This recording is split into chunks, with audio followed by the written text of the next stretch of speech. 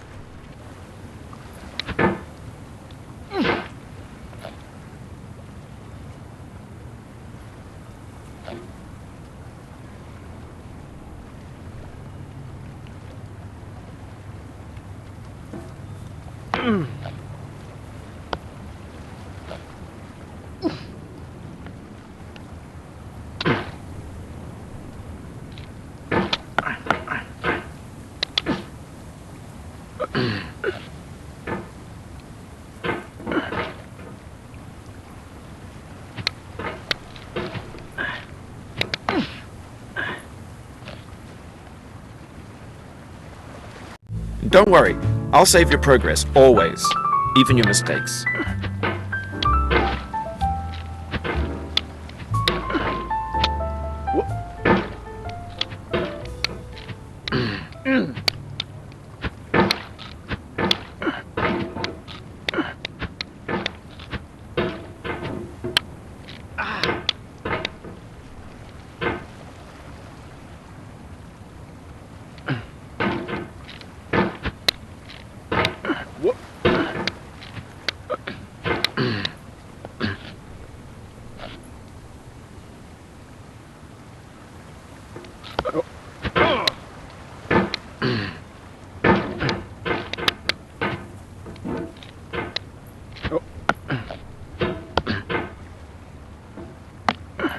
This game is a homage to a free game that came out in 2002, titled Sexy Hiking.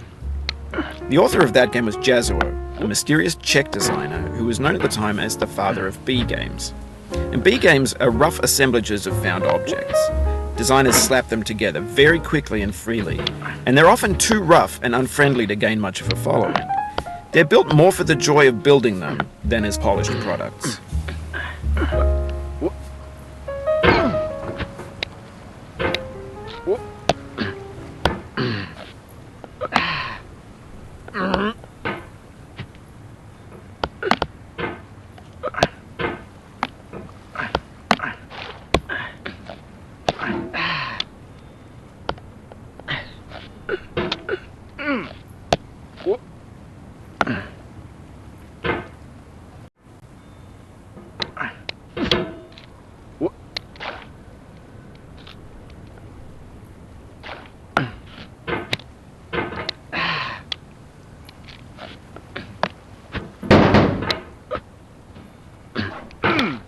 In a certain way, Sexy Hiking is the perfect embodiment of a B game. It's built almost entirely out of found and recycled parts, and it's one of the most unusual and unfriendly games of its time. In it, your task is simply to drag yourself up a mountain with a hammer.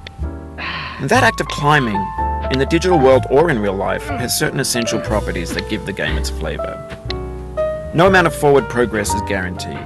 Some cliffs are too sheer or too slippery, and the player is constantly, unremittingly in danger of falling and losing everything. Anyway, when you start sexy hiking, you're standing next to this dead tree that blocks the way to the entire rest of the game. It might take you an hour to get over that tree, and a lot of people never got past it.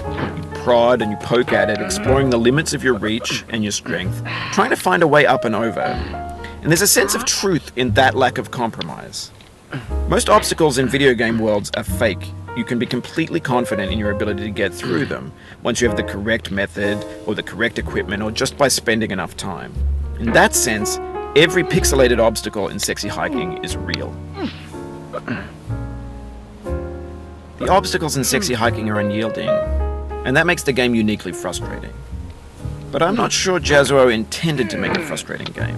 The frustration is just essential to the act of climbing, and it's authentic to the process of building a game about climbing. A funny thing happened to me as I was building this mountain. I'd have an idea for a new obstacle, and I'd build it, test it, and it would usually turn out to be unreasonably hard. But I couldn't bring myself to make it easier. It already felt like my inability to get past the new obstacle was my fault as a player rather than as a builder. Imaginary mountains build themselves from our efforts to climb them, and it's our repeated attempts to reach the summit that turns those mountains into something real.